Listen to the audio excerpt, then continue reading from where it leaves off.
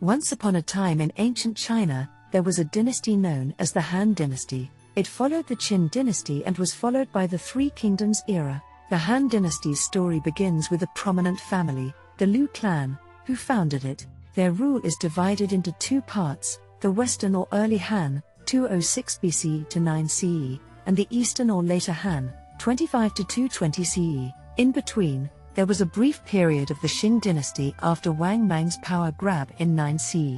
But fear not, for Han rule was restored in 25 CE. The Han Dynasty's reign, which lasted for a remarkable 400 years, is often considered one of the greatest periods in China's history. To this day, the majority of Chinese people proudly refer to themselves as the people of Han in honor of the Liu family and their enduring dynasty. During the Han Dynasty, China officially embraced Confucianism, and the nation thrived. Agriculture, crafts, and trade flourished, and the population soared to a staggering 50 million. Moreover, the empire's influence reached far and wide, extending over Korea, Mongolia, Vietnam, and Central Asia. However, every story has an ending, and the Han Dynasty eventually succumbed to a combination of internal strife and external pressures. But it wasn't just about prosperity and power. The Han Dynasty laid the foundation for a civil service system based on meritocracy, which endures in China to this day.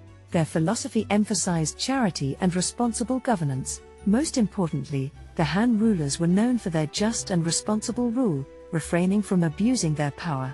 The tale of the Han Dynasty began with the death of Emperor Qin Shi Huang from the Qin Dynasty. This event triggered widespread revolts across China, led by peasants, prisoners, soldiers, and descendants of the nobles of the six warring states. The initial rebellion was spearheaded by Chen Sheng and Wu Guang, two soldiers who had been tasked with defending against the Xiongnu. As the insurrection spread, China fell into chaos, and one leader emerged from the turmoil, Shang Wu, a brilliant military commander. He divided the land into 19 feudal states, ruling with an iron fist. However, this marked the start of a 5-year conflict known as the Chu-Han contention. In the end, it was Liu Bang, the first emperor of the Han Dynasty, who emerged victorious. Initially, Han was merely a small principality consisting of parts of modern-day Sichuan, Chongqing, and southern Shanxi. Over time, it transformed into a mighty empire, taking its name from Honzhong, which is modern-day southern Shanxi. The beginning of the Han Dynasty could be traced back to 206 BCE, when the Qin Dynasty crumbled and the Principality of Han was established, or alternatively, to 202 BCE, when Shan Wu met his demise.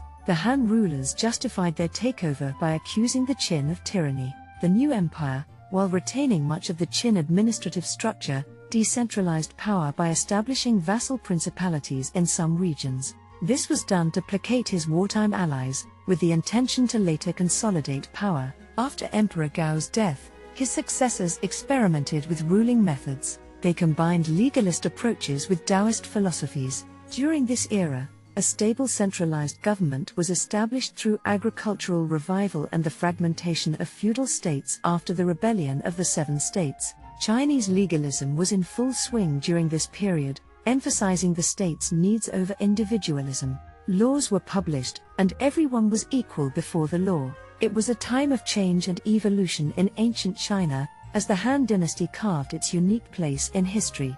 In the days of old, during the Taoism era of ancient China, there was a mission to bring peace and harmony to the land. The Han Dynasty aimed to free the people from the harsh memories of the Qin Dynasty, external threats from nomads, and internal conflicts within the Han court. They reduced taxes and took a humble stance towards neighboring nomadic tribes. This approach marked a period of tranquility, known as the rule of Wen and Jing, named after two wise emperors of that era. But as the pages of history turned, a new leader emerged, Emperor Han Wudi. Under his rule, from 140 BCE to 87 BCE, the Han Dynasty experienced its golden age. It was a time when the empire expanded its territories, stretching from the present-day Qinghai and Gansu to northern Vietnam. Emperor Wu was determined to reshape the path of China. Emperor Wu decided that the time had come for a new way of life. Taoism, once cherished, was cast aside, and he officially declared China a Confucian state. However, like the emperors before him, He blended Confucian ideals with legalist methods. This marked the official adoption of Confucianism, leading to a civil service nomination system and the requirement for candidates for the imperial bureaucracy to have knowledge of Confucian classics. This requirement endured for centuries, even until the establishment of the Republic of China in 1911. Confucian scholars took center stage as the core of the civil service, guiding the empire. Emperor Wu's rule was not just about transformation, it also saw the greatest expansion of territory. His 54-year reign stood as the longest in Chinese history until the 17th century. His administrative reforms left an indelible mark on China, with echoes that reached into the communist era. According to Han philosophy, the emperor and the government had a duty to create conditions where people could benefit from productive labor. The emphasis on productivity was borrowed from the legalists and Mozu. Simultaneously, the emperor had to care for the welfare of his people, a principle rooted in Confucianism. Yet, the emperor should also step back from active rule, a notion borrowed from Taoism. So, how did the emperor rule? By setting a living example of benevolence. In the year 138 BCE, Emperor Wu embarked on a grand adventure, sending an envoy named Jiang Chen twice to the western regions. Little did they know that they were pioneering a route that would become legendary, the Silk Road. This route stretched from Chang'an, modern-day Xi'an in Shanxi province, through Xinjiang and Central Asia, all the way to the east coast of the Mediterranean Sea. Following Jiang Chen's journey and report, China's commercial ties with Central and Western Asia blossomed. Chinese missions were dispatched throughout the 1st century BCE. Marking the beginnings of the Silk Road, these embassies were vast, sometimes numbering hundreds of people, and multiple parties were sent out each year. China's reach extended even further. In 97 CE, General Ban Zhao journeyed as far west as the Caspian Sea with 70,000 men, establishing direct military contacts with the Parthian Empire. An envoy was even sent to Rome by the name of Gan Ying. This exchange of envoys was a two-way street. Roman embassies also arrived in China, starting from 166 CE. And these encounters are officially documented in Chinese historical records. These interactions led to the exchange of goods such as Chinese silk, African ivory, and Roman incense. It was a time when East met West, and the world grew a little smaller. As the wheels of time turned, the Han Dynasty faced new challenges. To fund their campaigns against the Xiongnu, the Han government relinquished control of land to merchants and the wealthy. Land taxes were now based on field sizes rather than income. However, this posed challenges, especially when natural disasters reduced harvests, and market-driven incomes couldn't guarantee tax payments. Merchants and wealthy families seized the opportunity to lure peasants into selling their lands. Land accumulation became a ticket to a comfortable life in the agricultural society of China. As a result, more and more land ended up in the hands of a new class of landholding families. To compensate for tax losses, the Han government imposed additional taxes on remaining independent servants, further encouraging peasants to become part of the landholding elite. Peasants found themselves trapped in a cycle, unable to escape their situation. They sold their harvest to pay their landlords, often having to borrow money in the aftermath of crop failures. This change in land ownership further widened the gap between the elite and the landlords. Some rulers attempted reforms, but they faced fierce resistance. Only a member of the landholding families, such as Wang Mang, was able to implement reforms, despite the failure of his turning the clock back policies. And so, the Han Dynasty witnessed a transformation of its society, as land shifted from the hands of peasants to the landholding elite, marking a pivotal moment in its history. As the pages of history continued to turn, the Han Dynasty faced an unexpected interruption. After nearly 2 centuries of rule, from 9 to 24 CE, a reformer named Wang Mang, who happened to be a member of the landholding families, seized power.